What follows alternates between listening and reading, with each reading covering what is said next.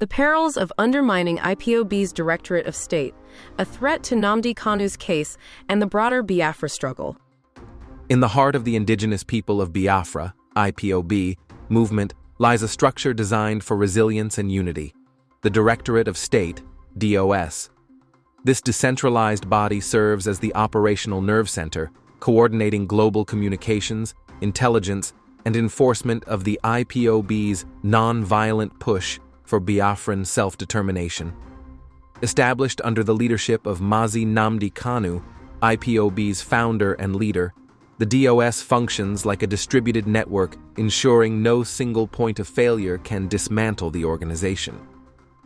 Yet, recent internal frictions, external infiltrations, and deliberate sabotage efforts have raised alarms about the dangers of weakening this vital organ. Such erosion not only jeopardizes the integrity of IPOB, but also casts long shadows over Kanu's ongoing legal battle and the overall quest for Biafran independence. Understanding the DOS, the backbone of IPOB's resilience. The DOS is more than an administrative arm. It is the guardian of IPOB's ideological purity and operational discipline. Comprising principal officers who oversee radio broadcasts via Radio Biafra, diaspora coordination, and enforcement of directives like the IPOB Peaceful Rally, Catalonia events, and others. The DOS embodies Kanu's vision of a leaderless, impenetrable movement. Its decentralized nature makes it too hard for the Nigerian government to hack, as one activist aptly described, allowing it to withstand arrests, prescriptions, and smear campaigns. This structure has enabled IPOB to grow into a global force, with millions of supporters across Europe, the Americas, and Africa, all unified under the banner of legitimate quest for self-determination. However, weakening the DOS through internal betrayals, disinformation, or resource diversion poses existential risks. Historical precedents abound. Movements like the Movement for the Actualization of the Sovereign State of Biafra, MASOB, and the Niger Delta People's Volunteer Force crumbled under similar pressures, infiltrated and fragmented by state actors. For IPOB, the DOS's strength is non-negotiable. Diluting it invites chaos, as seen in the rise of groups and individuals that have target members of DOS and tarnish the movement's peaceful image. Sabotage from within and without the Nigerian Department of State Services, DSS, has long viewed the DOS as a formidable adversary, investing millions in covert operations to dismantle it.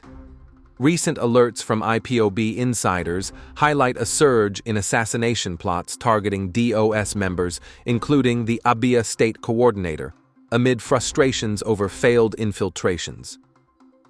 The systematic target of Mazi Nworu, a member of the DOS, is a covert operation from Nigerian intelligence service.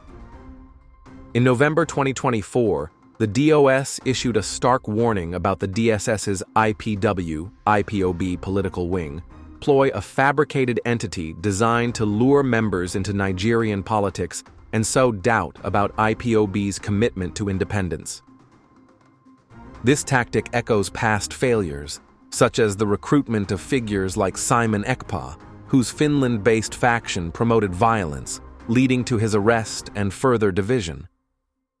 Internally, the dangers are equally insidious. Reports of principal officers turning public offices into personal fiefdoms, disconnecting lines, forging letters, and blocking verifications for asylum seekers have embarrassed the movement and alienated supporters. Such misconduct, often fueled by opportunists exploiting IPOB's structure for personal gain, has led to a spike in petitions and fallout, mirroring the government's strategy of divide and conquer. Activists like Nworu have decried how these fools risk lives by prioritizing deceit over duty, potentially handing ammunition to Nigerian authorities.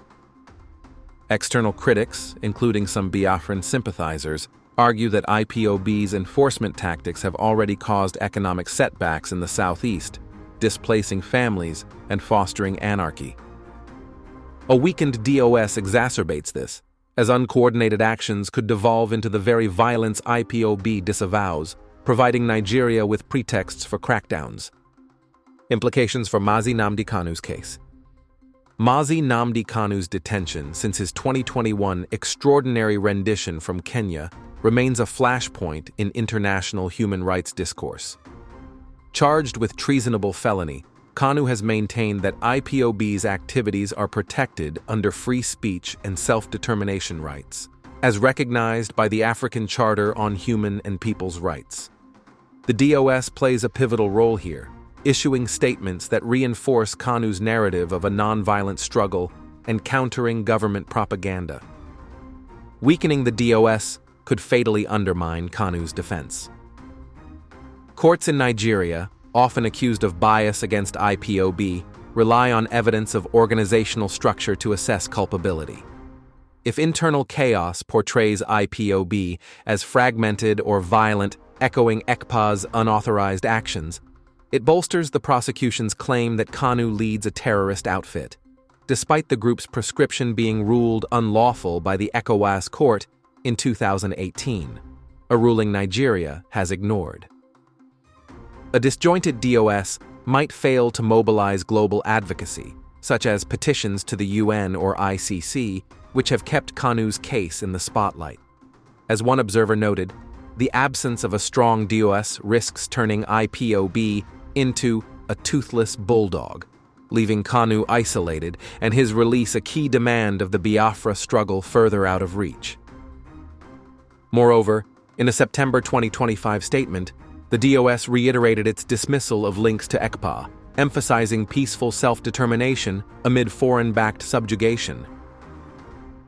Any perceived weakness could embolden Nigeria to prolong Kanu's trial indefinitely, using it as leverage to suppress Biafran activism. The IPOB-led Biafra struggle seeks a referendum to restore the sovereignty lost in the 1967-1970 Civil War, where over 3 million Biafran lives were lost. A robust DOS ensures disciplined mobilization from Italy, Germany, Australia, etc., showcasing thousands of unified supporters. Weakening DOS invites fragmentation, as splinter groups vie for dominance, turning the focus inward and diluting the independence agenda.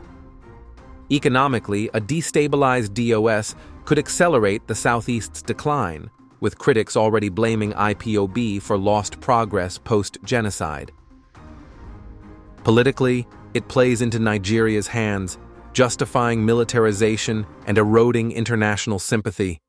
Despite 4 years of massive spending to destroy IPOB through infiltrators like ECPA and blackmail, the movement endures, proving its resilience.